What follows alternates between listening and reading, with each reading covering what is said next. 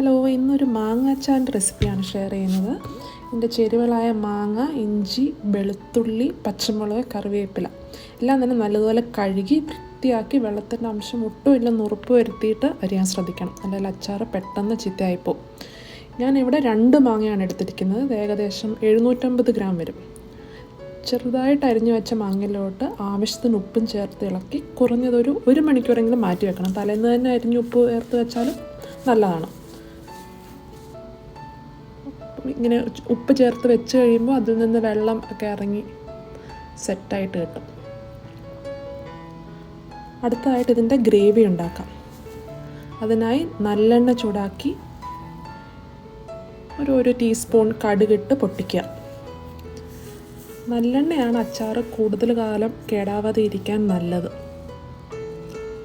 അതിലേക്ക് 3-4 table spoon വെളുത്തുള്ളി, 1.5 table spoon ഇഞ്ചി, 3-4 പച്ചമുളക് ചെറുതായി അരിഞ്ഞത്, കറിവേപ്പില എന്നിവ ചേർത്ത് ഒരു ഇളം ബ്രൗൺ നിറമാവുന്ന വരെ നല്ലതായി വഴറ്റിയെടുക്കുക.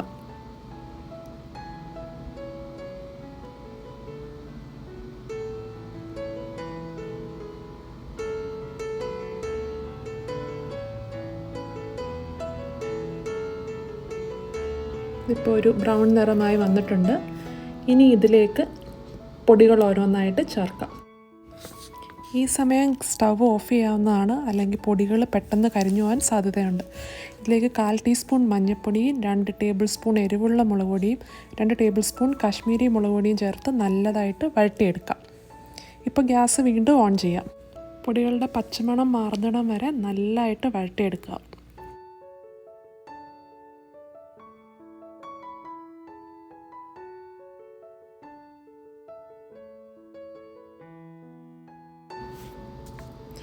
പച്ചമണം മാറിക്കഴിയുമ്പോൾ അതിലേക്ക് 1/2 ടീസ്പൂൺ കായവും വറുത്ത് പൊടിച്ച ഉലുവാപ്പൊടി 1/4 ടീസ്പൂണും ചേർത്ത് വീണ്ടും നല്ലതായിട്ട് വഴറ്റിയെടുക്കുക. ഇനി ഇതിലേക്ക് എരിവിനെ ഒന്ന് ബാലൻസ് ചെയ്യാനായിട്ട് 1 ടീസ്പൂൺ പഞ്ചസാര ചേർത്ത് ഇളക്കിയെടുക്കുക. ശേഷം അവസാനം എൻ്റെ ഗ്രേവി ഇച്ചിരി ഒരു ചാറ് പരുവത്തിനായിട്ട് 1/2 കപ്പ് വിനാഗിരി ചേർത്ത് നല്ലതായിട്ട് തിളപ്പിച്ചെടുക്കുക. ഇതൊരു നല്ലതായിട്ട് തിളച്ച് കഴിയുമ്പോൾ തന്നെ സ്റ്റവ് ഓഫ് ചെയ്യാം.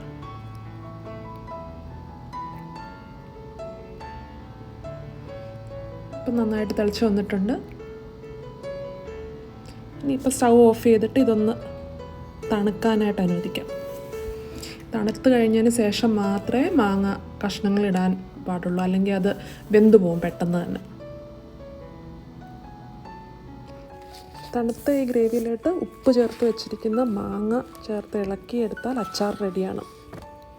ഇതിൽ വെള്ളം ഒട്ടും തന്നെ ഉപയോഗിക്കാത്തത് കൊണ്ട് തന്നെ കുറച്ച് നാൾ വെച്ചാലും കേടായില്ല. നല്ലതായിട്ട് ഇളക്കിയെടുക്കുക. ഇളക്കി കഴിഞ്ഞിട്ട് ഈ സമയം ഉപ്പ് നോക്കുക. ഉപ്പ് കുറവുണ്ടെന്ന് തോന്നുവാണെങ്കിൽ ഉപ്പ് ചേർക്കാവുന്നതാണ്.